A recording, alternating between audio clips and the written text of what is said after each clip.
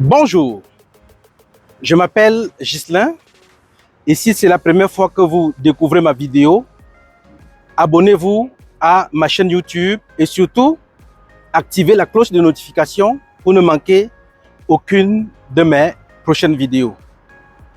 Aujourd'hui, justement, j'ai décidé d'aborder un thème qui est assez important pour ceux-là qui veulent se lancer en affaires, pour ceux-là qui sont déjà en affaires et qui tournent en rond depuis un certain temps. Oui, quand on lance une entreprise, on veut développer l'entreprise. Et pour développer l'entreprise, il faut vendre. Donc, il faudra faire du chiffre d'affaires. Cependant, nous avons constaté qu'il y a plusieurs entrepreneurs qui lancent l'entreprise, mais qui ont de la difficulté à faire décoller les ventes. Et pourquoi est-ce que les ventes ne décollent pas? Je m'en vais ici vous décliner quelques aspects et quelques raisons qui ne sont pas favorables à ceux-là qui se lancent en affaires et qui veulent grandir. Le premier point ou le premier aspect, c'est le persona. Quand vous développez ou quand vous lancez une entreprise, il est très important d'identifier le persona. C'est quoi le persona exactement? Le persona, c'est votre clientèle idéale. Ou autrement dit, c'est votre clientèle cible. Le plus souvent, on peut constater qu'il y a certains entrepreneurs sur le web en train de publier jour et nuit, en train de publier dans des milliers et des milliers de groupes sans faire aucune vente. Justement parce que ce n'est pas la bonne méthode. La bonne méthode, c'est de pouvoir déterminer son persona, donc la clientèle cible, la clientèle qu'on aimerait approcher. Pourquoi? Parce qu'on ne peut pas vendre à tout le monde. Si vous lancez une entreprise et que dans votre esprit, vous pouvez vendre à tout le monde, alors c'est assez illusoire. Il est impossible justement de vendre à tout le monde.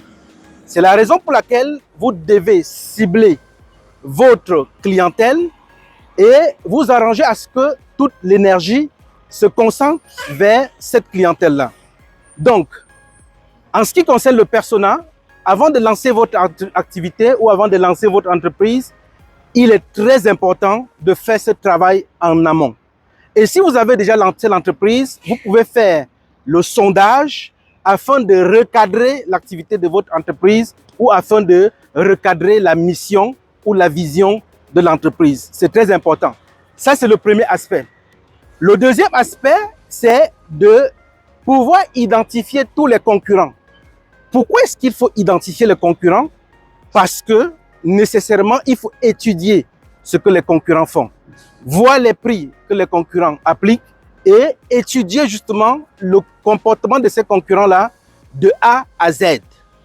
Et après avoir étudié le comportement des concurrents, ce que vous devez aussi faire pour pouvoir augmenter vos ventes, c'est de pouvoir identifier et définir clairement votre avantage concurrentiel. C'est quoi l'avantage concurrentiel? C'est l'élément clé qui vous identifie dans votre activité. Pourquoi? Parce qu'on ne réinvente jamais la roue. Si vous voulez faire dans un domaine X ou Y, sachez qu'il y a quelqu'un d'autre qui l'a déjà fait.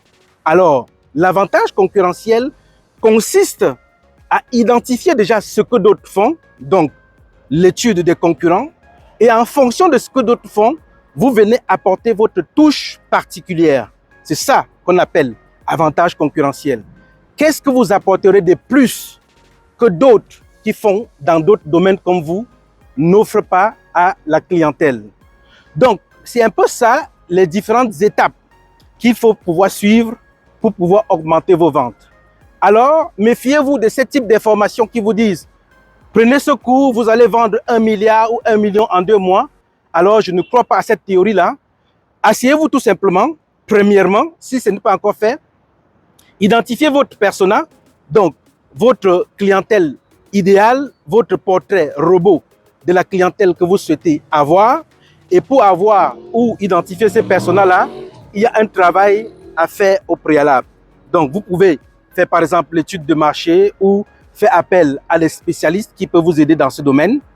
Deuxième aspect, il faut prendre le temps d'étudier la concurrence. Parce que c'est en comprenant le comportement du concurrent et comment est-ce que le concurrent fonctionne sur le marché que vous pouvez mieux agir. Et troisièmement, vous devez justement travailler fortement pour pouvoir mettre en place votre avantage concurrentiel. Qu'est-ce qui vous différencie de X ou Y qui offrent déjà les mêmes services ou qui offrent déjà les mêmes produits? Donc, et c'est dans ce sens justement que nous vous faisons appel ici et nous vous informons justement qu'il y a une agence de Social Guru. Social Guru, justement, est une agence de marketing digital qui vous aide dans le cadre de votre SEO, justement, Search Engine Optimization. Et Social Guru aussi peut vous aider avec la visibilité sur les réseaux sociaux en général, que vous voulez être visible sur Facebook, par exemple, Twitter, TikTok, LinkedIn et YouTube, alors faites appel à Social Guru. Si vous voulez redéfinir votre mission ou la vision de votre entreprise et surtout aller chercher la crème de votre persona ou de votre clientèle cible, vous pouvez toujours faire appel à notre partenaire Social Guru. C'est ici que prend fin cette vidéo et si c'est la première fois que vous avez eu à découvrir notre chaîne, abonnez-vous et surtout activez la cloche de notification pour ne manquer aucune de nos prochaines vidéos.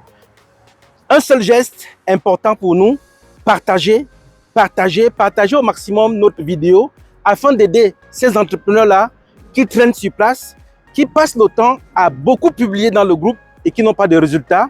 Alors, grâce à ces différents points que nous venons de décliner, ils seront désormais que ce n'est pas toujours essentiel de beaucoup publier, mais de cibler des bonnes personnes qui sont susceptibles de s'intéresser à nos produits et à nos services. À bientôt. Ciao.